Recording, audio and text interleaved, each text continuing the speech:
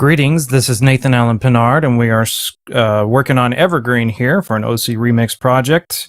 And where we left off was basically the last section here, which is C. And we had pretty much everything written. There's one small thing I forgot to copy and paste, and that was simply the cello part being played again. And everything looks to be in order here. Percussion can be always hashed out later, and the piano part sounds good too. So we actually are, it's taking a while, but we're at the melody again. And on this section, I'm basically going to keep the same motif here, except I may write a more expert piano part. I don't know if I'm going to do that today. That may be something I decide to do offline because it does take a while, but at the same time, you might want to see that. So we have the French horns that we moved. We'll do the same the same thing in the bass here with the rhythm, but it's going to be a little bit different. I know that the chord's going to change. I actually have pretty much a whole chord structure written down that I'm going to follow. And what we're going to do is basically stick with the melody like we are here. I think we're going to go ahead and double that. Actually, no, we're not going to double that. We're going to leave the other strings alone. We need to keep this motif for the violin twos, and the cello and the viola are probably going to do the same thing. And the piano is going to double the violin. High violins doubled with the same octave, and the piano can be very prominent and very noticeable. But the chords are going to change a little bit. What I have here is a chord structure. Basically, I structured most of the song, where the main chords will start out basic. You got B flat, F, F. Each one of these dashes, by the way, are 4 beats. So you have B flat for 8 and F for 8, and then G minor, and then F with A in the bass, which I believe that there is supposed to be in 2, 8 beats, but I messed that one up. So that's kind of what we did before, but then it's going to change from B flat to that should be a B flat as well. Because that's a typo, but then F was an A, F was an A, and then G, and then C, and then D minor. That's something you'll hear as I compose. And then I have a whole interlude written out where I've decided the interlude's going to actually return to sort of an ambient thing, because that's kind of my jam. But then with a lot of lush strings, which we haven't really had yet. We've had basically strings doubling other things, but nothing lush and, just full of chords, full of dissonance, full of harmony. That's another jam that I tend to have. And then we're going to actually go into a key change that is in my head fairly good, but we'll see how it sounds when we write it out. So we're not going to do all this today. This is kind of the plan. We're going to stick with doing the melody today, and we'll see how long it takes. So let's play and see what we have.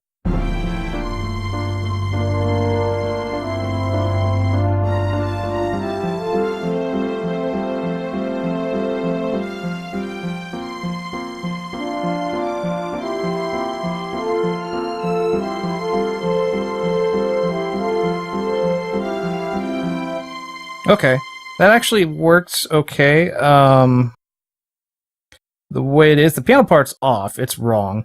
It actually needs to return to the same motif. I don't know. I think what's going to happen is what I write may not be what's played. There's going to be certain parts where I will play the exact thing I wrote, but there will be other parts that will be more improv based, and there's part that I may not even get myself to play piano. I may see if I have any colleagues that want to be a part of this. Specifically like jazz / new age players. So we'll see how that works out. So we're going to go ahead and copy this and paste it. And then let's double check it here.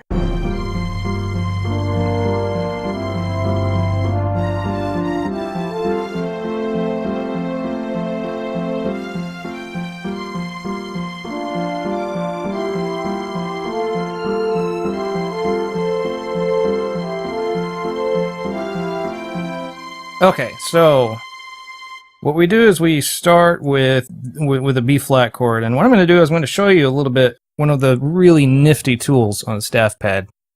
if you want to write something and not necessarily have it be a notation, you can literally sketch a layer on here. So what you do is you hit this. I can't show you because I don't have a cam today, but you see this pencil with the blue next to it. That layer is now something I can write on. So what I do is I can pick any color I want. We'll just do red because for whatever reason that's, very obvious. And I can actually write chords up here if I want to. We have B flat there. And then it goes back down to F. Or to be really specific, F major. A triangle, by the way, in this sort of shorthand chord writing that you see a lot in church. You see it in bands, jazz bands, and in some notation. Basically, a triangle stands for major, and a minus stands for minor. And if you happen to put a plus, then that's a little different. That's an augmented chord. Which you would think would be major because it's the opposite of minus, but that's not the case here. And a circle is full diminished, and then a circle in a 7, as I believe, is half diminished, but that's something we can maybe talk about later in another video. I'd like to go ahead and do a sort of basic music theory video down the line. Anyway, we got B flat major, F major, and then it goes to, G minor.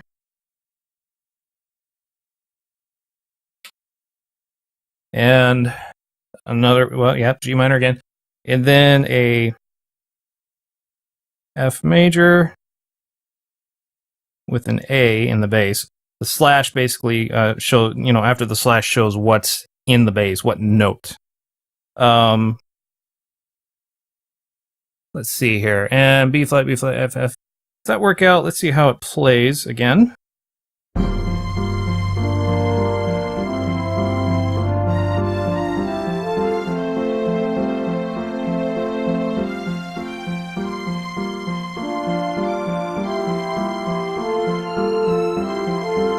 Yep, that's right. Okay.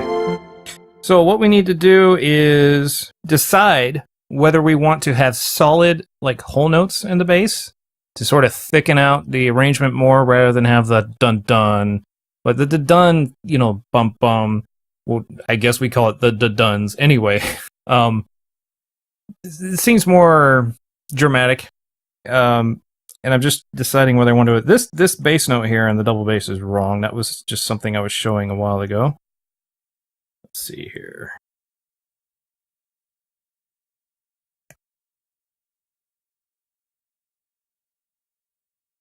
Okay. And horn stay, of course. So it starts with B flat major. Let's think about this for a second. Let's do solid bass notes, and then still accent with the timpani and the bass drum, and that'll make it just a little bit different. So we're going to start with the double bass here, and I believe B flat, is in this section.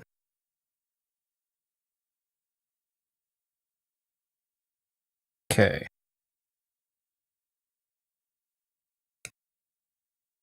Flat's already there. Oh, no, wait. That's not treble clef. That is bass clef. So this is actually where it goes.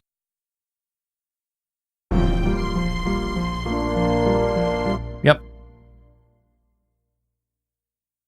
I. And then F.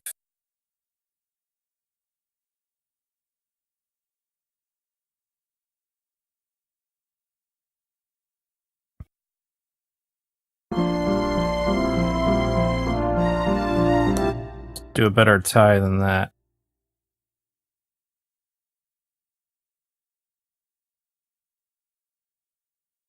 Come on. There. Keep forgetting ties are under, not over. Over slur. That is my bad. So the software is not quite understanding.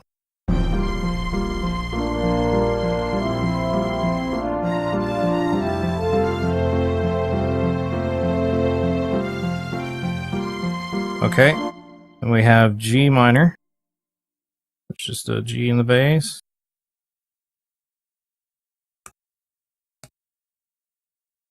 And an A in the bass with an F major chord.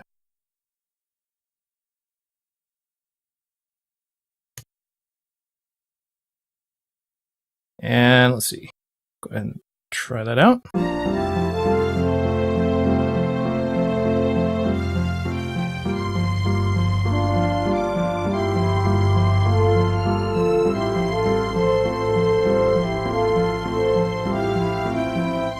Okay. Before we move on there, we're going to go ahead and fill in the cello part, which is a doubling of the motif. Not so much a melody anymore, but a motif. Just an idea that repeats.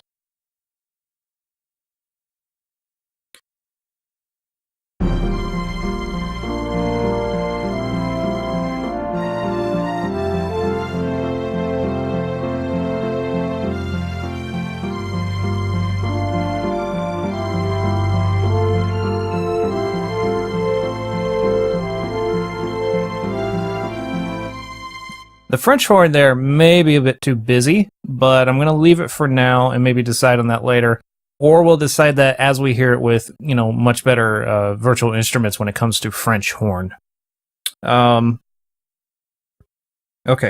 now let's go ahead and try to copy this viola part and see how that sounds. It may be wrong based on what's going on with the French horns. It may clash, but let's see.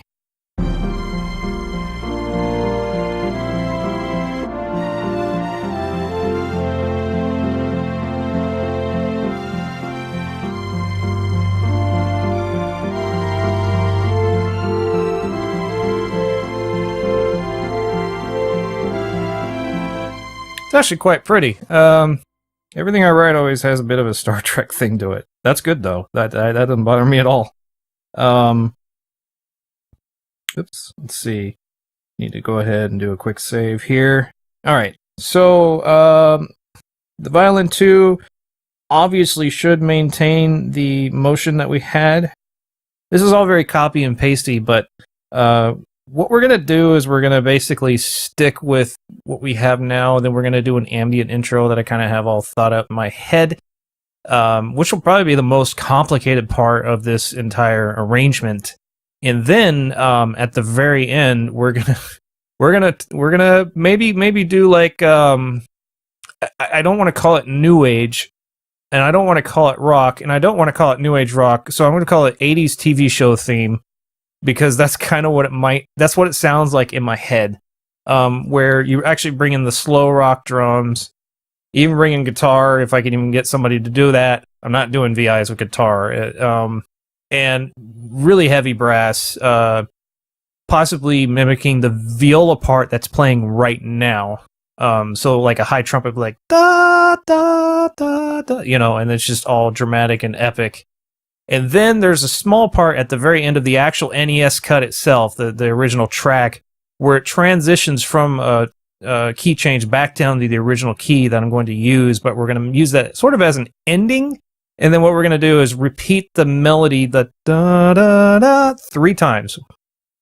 And each time there'll be a different chord, and then we'll end it on the actual root, the tonic of the entire song. With a 9 chord. That's everything in my head so far. So this should sound pretty fantastic when it's done. Especially if I end up getting like an actual, jazz / new age piano player, which I know a few, and maybe an electric guitarist, not like super metal, but like, old rock, like fusion style electric guitar. So we'll see what happens. We're going to continue on here. So we have all of this. What does this sound like now?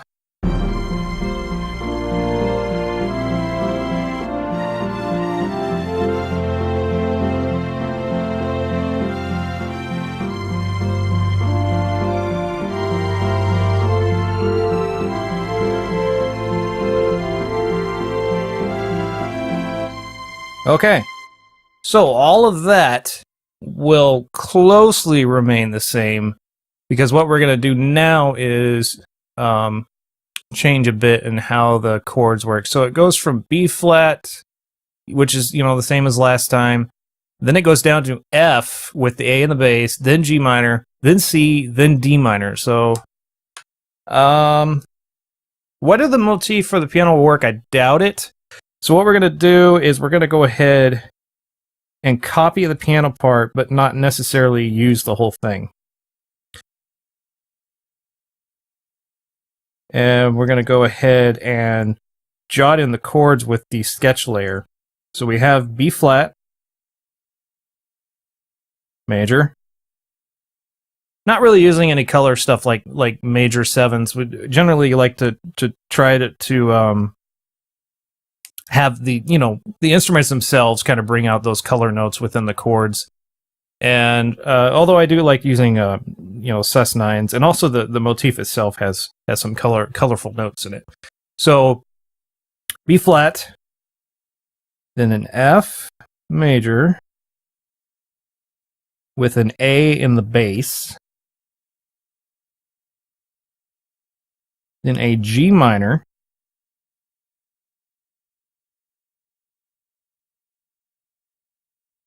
and it looks like I'm moving just 4 counts and then down to a C. I wonder if this is right. Yeah, and then D minor.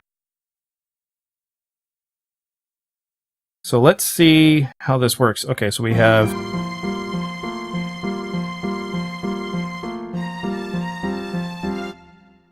Okay, let's see. We have B flat major. We're just going to go ahead and do a quick test run here and put these notes in the bass. Okay. B flat and bass. Let's just zoom in so we make it easier for me to write.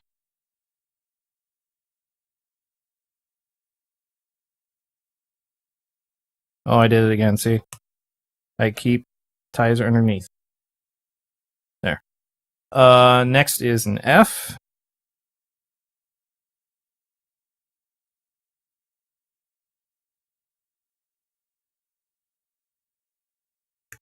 Okay, and next is a G for G minor.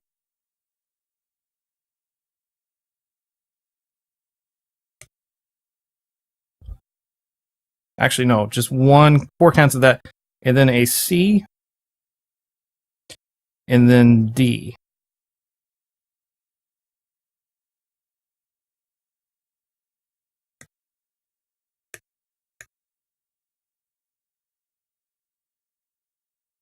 Okay. So, let's see what this sounds like. I'll zoom out so we can see. Okay, let's see what this sounds like. Oops, that was not the beginning. This was.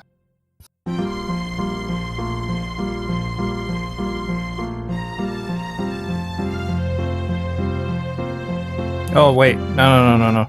No, I messed up. This is supposed to be an F, but an A in the bass.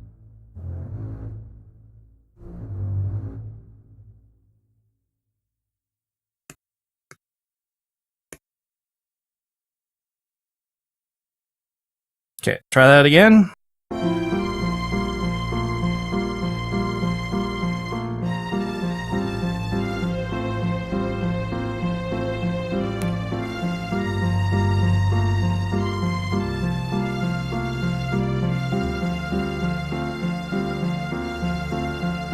Okay, so that sounds alright. I don't think the C's right, though. Let's try that again. What other note will we use? I think we want...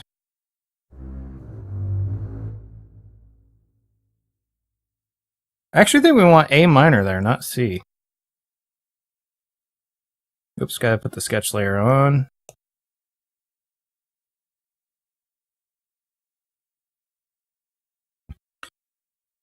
Okay.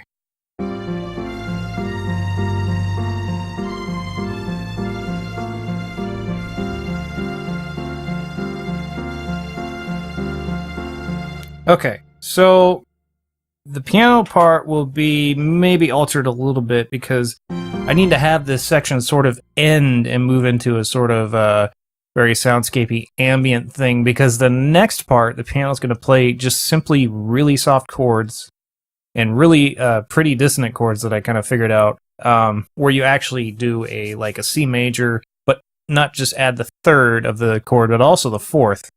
So they kind of clash together, and they sound, really good like that. I would say, quite a few composers have done that. I would say most definitely, like Thomas Newman or David Newman, probably have done those before, as well as a number of other composers that do that sort of ambient piano style, which, really has been a trope in movies for a while. So, in terms of music, let me listen one more time.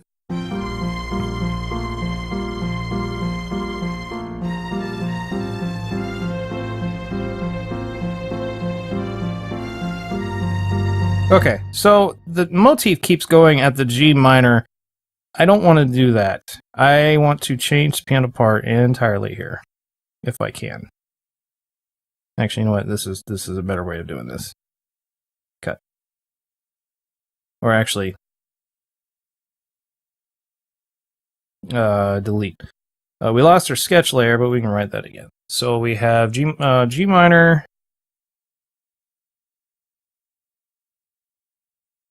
A minor, and then D minor.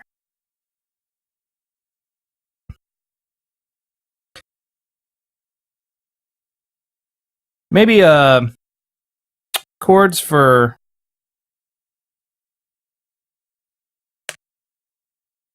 it thinks I want to keep pasting, so let's just satisfy it. There. Okay, so I think I want to do chord for 3 beats with a fourth different voicing change, like dun dun dun. Let's see, 1, 2, 3.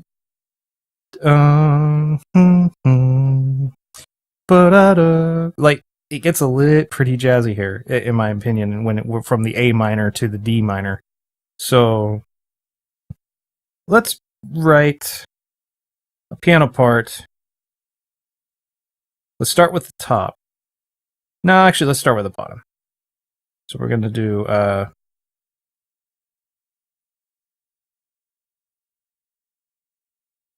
think the bottom can remain just whole notes.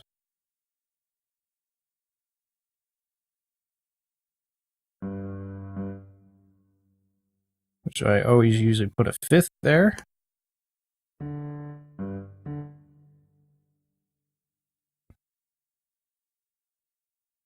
And I always usually assume SATB just as a basic writing part. I know that piano players can play more notes, so I kind of add those later in with sequencing, because I don't usually play, I've yet to really learn to play piano. That's actually on my list, and I might even do a video on that. So SATB, meaning 4 notes, is what I usually do.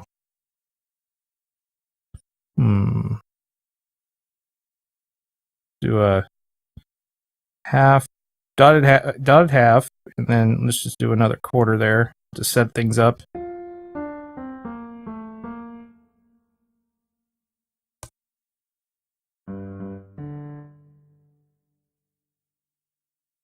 Where'd you go? I was holding that delete button on the pen.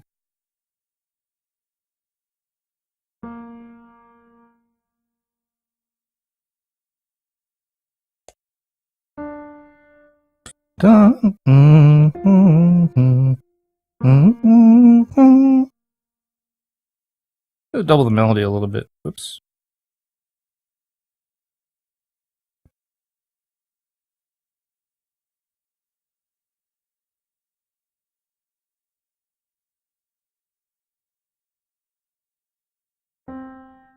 Let's see. What does this sound like?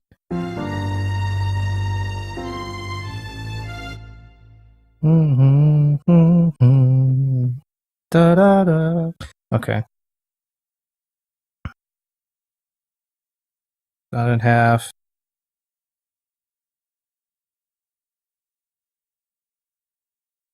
And get the bass in there.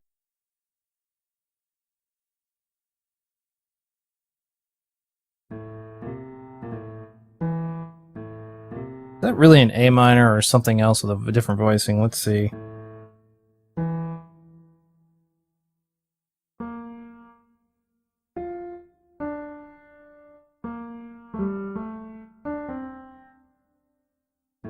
Yeah, that appears to be an A minor.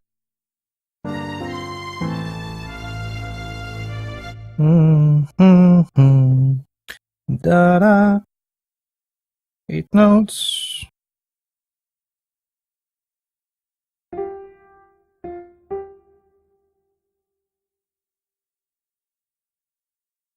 Okay.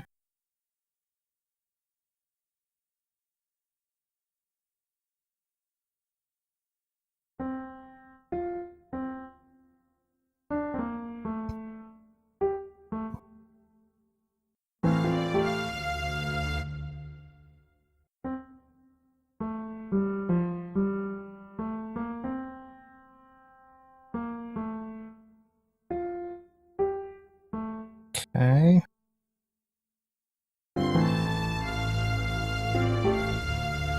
And then the next chord will be a little more colorful. Da da da.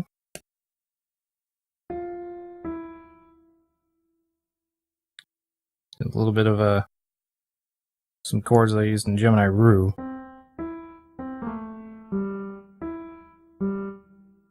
Okay, and then D minor.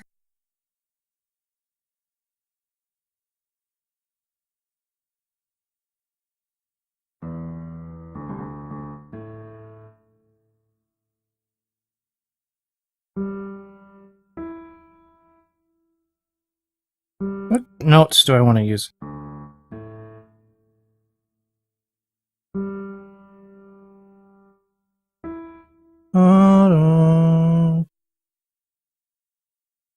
Let's see what they sound like here. It's what is that?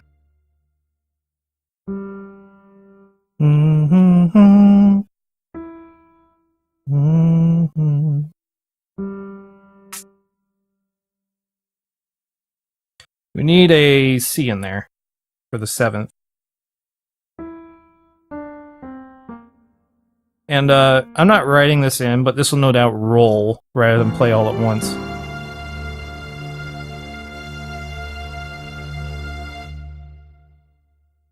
Now, the segue here is going to be not really planned right now. Basically, we're going to go from this to an ambient thing. Same key and everything.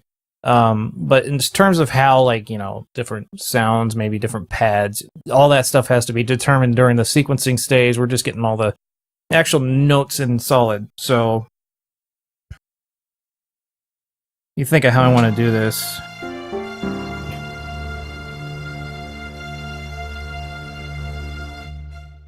Now we need to kind of finish this stuff here. So we probably should continue this motif, but it's going to change a little based on the chords, I believe. But it seems this some songs like this, things are a little interchangeable in terms of having the same thing run through a whole different bunch of chords and it still fits.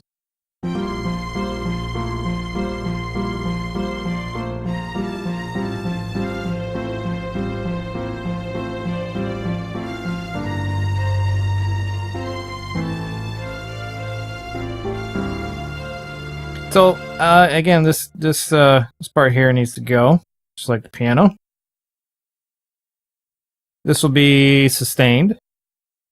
Let's go back and see what else we got.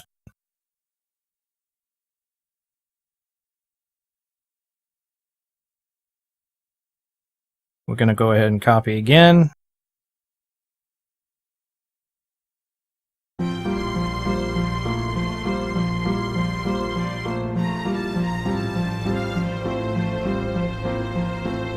Same thing. Yeah, I can already tell. The same thing. This is going to be deleted and rewritten. And then the viola part. This will probably change. In fact, I'm thinking this may double. Yeah, let's do that. Undo this so we don't have yellow. Okay.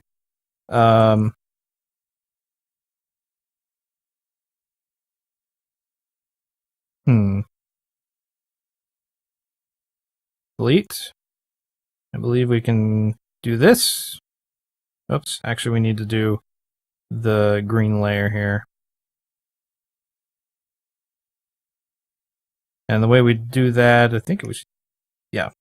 Except that we don't want the green layer for that. We actually want the black layer. So it should, or can you not interchange that? Try that again. 1. Yeah. Not that high though.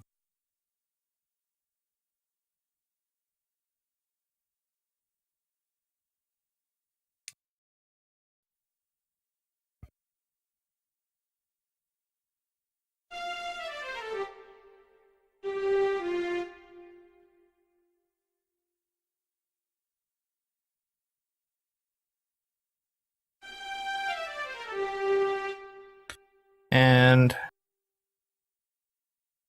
double all the way here, but not that high. So we're going to use the violas for what they do best, and that's the sort of lower mid-range octaves. So we're going to do octave, down, okay. Okay. And then dump this little note up there. We need to unselect that. Okay. Now, how does that sound?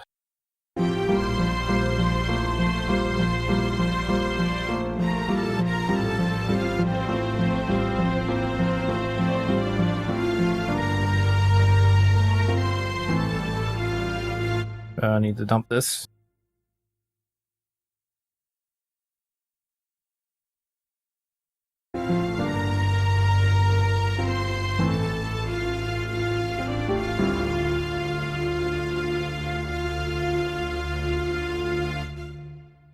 Okay.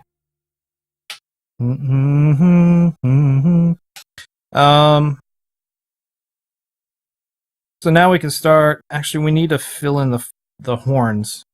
So the horns continue here.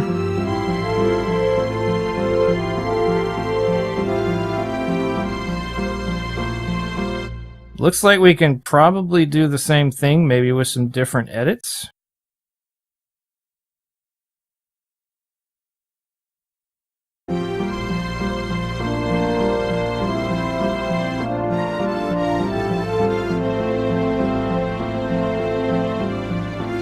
Alright, so now this is where we kind of make a little decision thing here. We're going to be doing mainly solid chords, but the question is what does the French horn do? And I think the French horn should probably play the melody as well, and just double that, because we do have bones that can fill in the chords, and bones sound really great really when they're really soft and they kind of fill in the chords. Composer John Barry, made that very obvious when he wrote the score for Dances with Wolves. So we'll do that real quick. Theoretically, just one of these in the score is going to double, and the other one will either stay out or double with it. It depends how the samples work, because the samples I have, you can have 8 French horns in a single sample, or 2 French horns in a single sample, or 4. Depending on which library you use, which is usually Cinebrass. So we'll figure that one out. But let's paste here.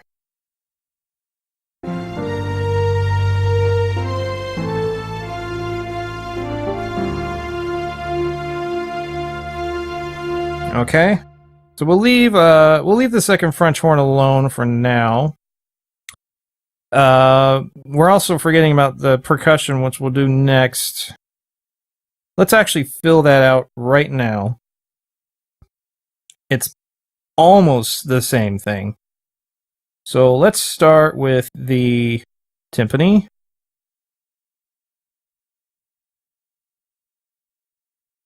Copy that.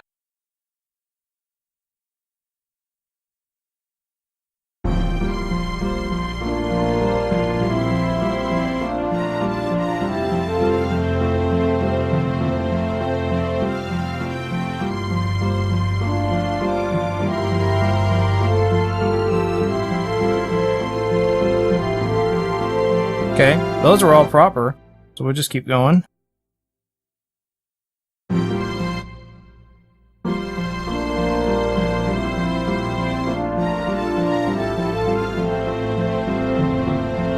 That's different note there.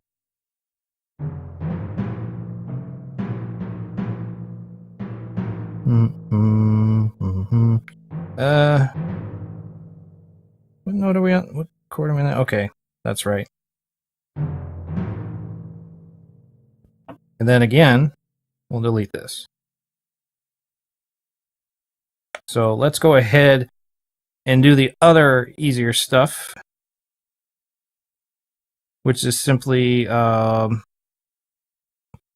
bass drum.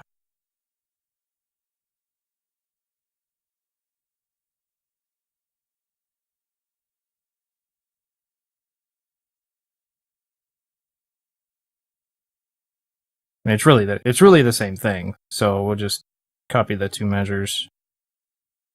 Follow the temp. Always follow the temp. No, not really. And then symbols. I don't know. I'll play with those later. Symbols aren't really super important to put in notation unless you're doing something really percussive and it matters rhythm-wise. I tend to add symbols. That's like the last thing I add when I'm sequencing. So double bass is taken care of. The next thing is the trombones. So let's copy those.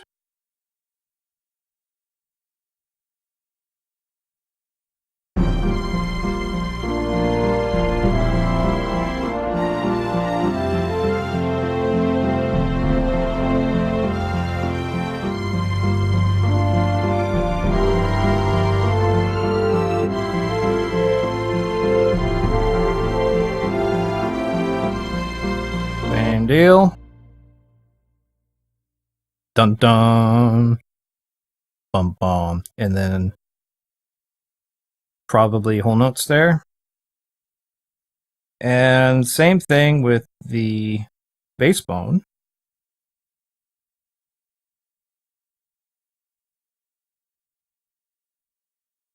Okay, same thing there.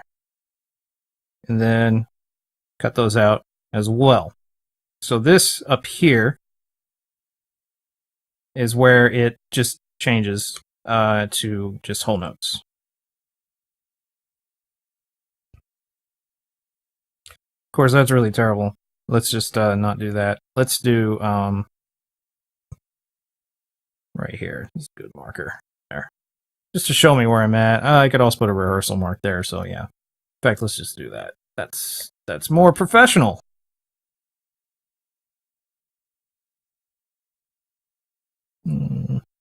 Right? Yeah, here. Good. E, okay. So, we have that. We have bones. Let's see. Horn stays, bones stay. We want the bass drum to hit every whole note. No, we don't want that. Let's start with the strings here to finish these last 4 bars. So we have the bass written all the way da da da. Let's just start writing a cello part. Let's see, rhythm wise.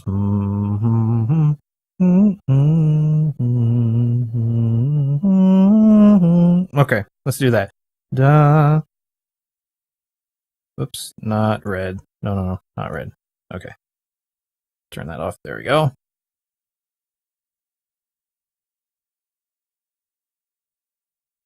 Do I want cello to do this? Let's see.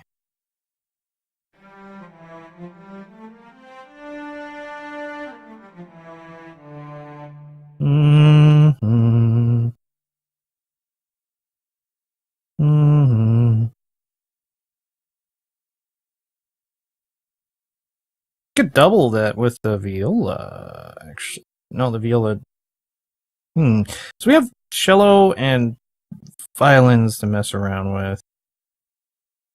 Okay, let's try, rather than do chords, let's try something a little different. So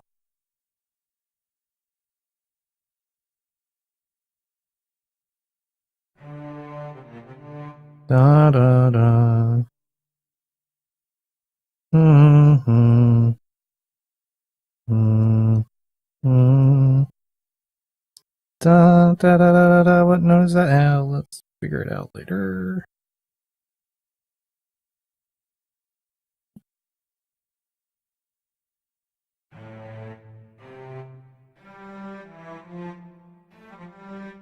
Da da da da da.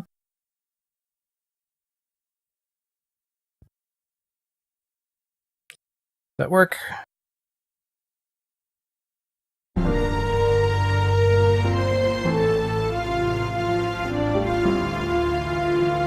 Very, very colorful note. May work, may not. But let's do something slightly different. I'm gonna add it to the violins and simply double it with an octave.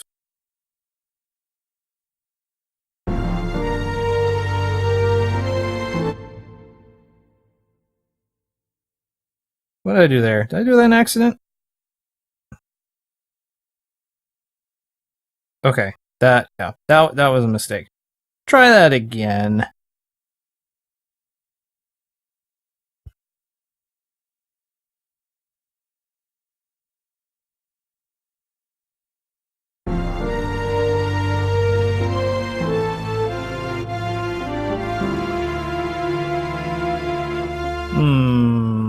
Clashy.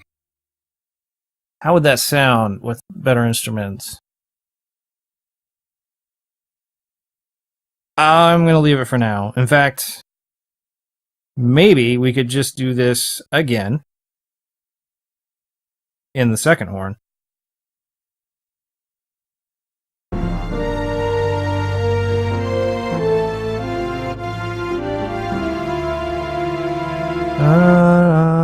It might not work.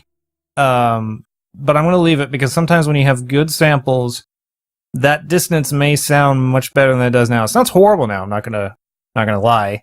But we're gonna leave it for now. We could always change that that counter melody to be not so clashy later. And then trombones. So bones, we want just whole notes.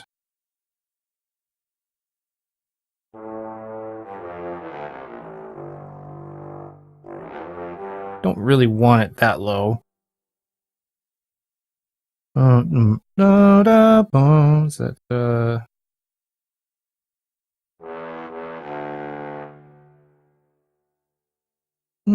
not do that. Let's go up high.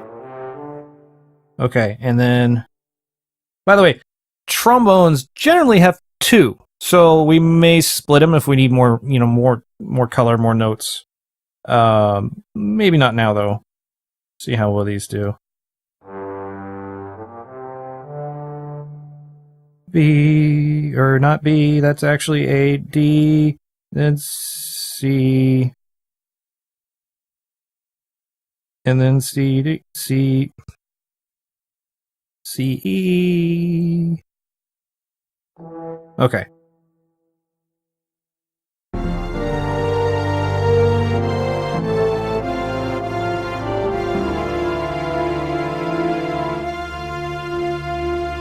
Again, sounds really dissonant and really clang, what's the word I'm looking for? Colliding in terms of notes. But I'm going to leave it for now. Because we can fix that pretty quick if it sounds bad. I mean, it's like 2 measures, not a whole lot to fix there. Timpani. I mean, I guess for good measure, we could put the notes in there. I'm not sure if they're going to be in there. If they're in there, they're going to be soft.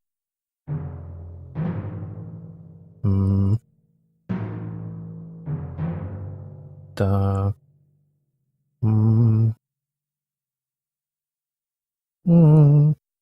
Okay. And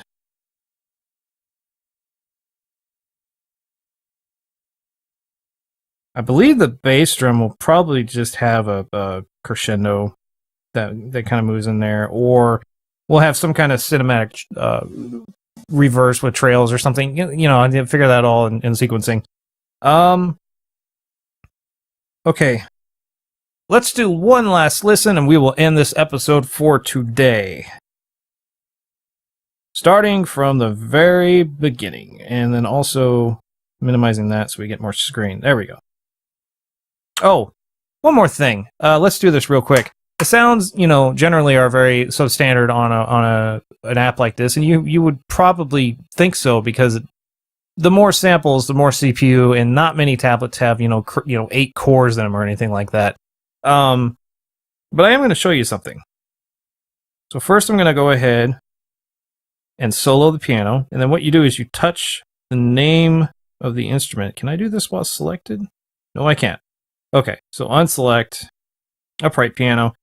You have a lot of control. Well, not a lot, but you have some controls here: playback level, panning, and reverb. So I can actually increase the reverb if I want to. And you can do this with all the instruments. However, it does take more CPU. So the only other thing I'm going to do is turn the cymbals down pretty low. They don't need to be loud for now. Okay, enjoy.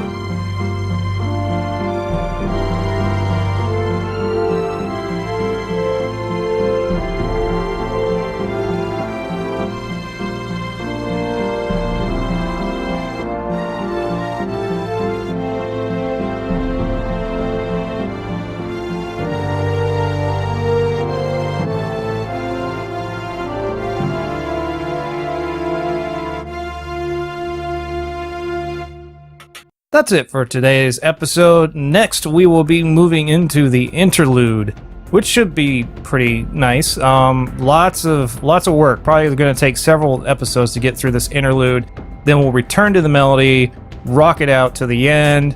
80s, 90s TV show theme style, which I happen to like. I happen to like that style that we had within, like with the Quantum Leap and MacGyver and all that stuff. Although we're not going to go super retro. We're just kind of staying within the whole, kind of new age category, but not so new age. Just, I don't even know what it's called. It's like new age jazz, new age fusion, that area. Anyway, thank you very much for watching. My name is Nathan Pinard. If you have any questions, you can ask them on twitter.com/Nathan Pinard or facebook.com/Nathan Allen Pinard Music. And feel free to subscribe to my videos, as there will be more. I give you videos every Tuesday and Thursday, specifically this series, and then I'm going to be branching out into other things. And it may actually increase. It depends how well this series does and how well my channel does. Because sometimes when I get projects, I can't spend so much time on this, so I got to make sure I don't commit to too much. Anyway, feel free to subscribe. And also go to my Bandcamp at nathanallenpinard.bandcamp.com. and check out my 2 soundtracks for Gemini Rue and Techno Babylon, both somewhat critically acclaimed video games, and music as well. Anyway, thank you very much for watching, and until the next note.